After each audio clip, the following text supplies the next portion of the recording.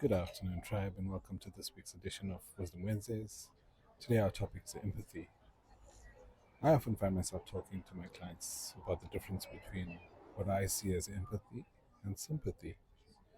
Now, this opinion is my experience in terms of being a coach, a counselor, and just a human dealing with these things in my life. What has also triggered this conversation this week has been the fact that I'm reading a book called Against Empathy. For many years, empathy has been a good friend of mine. But like most things, it was misunderstood by me. So let's look at a situation. You walk past a manhole that doesn't have a cover and you realize that someone has fallen down. In funny story, I have fallen down a manhole before, but that's a whole different story.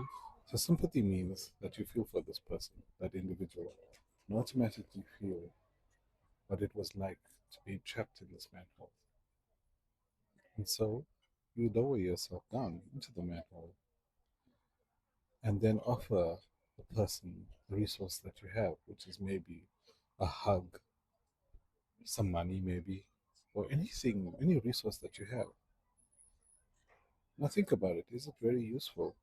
Is it useful at that time? Does it help both of you get out of the situation? How many of us, as parents and partners and friends, do this automatically? Just because we have the resources doesn't mean it's the right resource.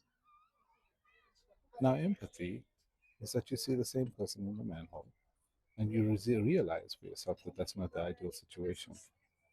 And you being outside the hole is actually very useful to the person that has dropped into the hole. And you offer your support from there. It's a much healthier helping hand.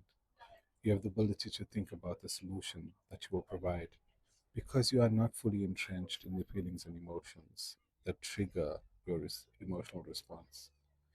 Maybe you use the resources you have available, like money, to buy a rope, but maybe the person doesn't know how to climb. Empathy opens up the dialogue for a better contextual solution. This way, you stay outside of the drama triangle and find yourself as a facilitator of useful long term solutions. So, the next time a family member or friend asks for help, think about how you're responding. And if it's from sympathy, think about how to respond in empathy. And if you don't know how, like a lot of us do, reach out and let us figure it out together.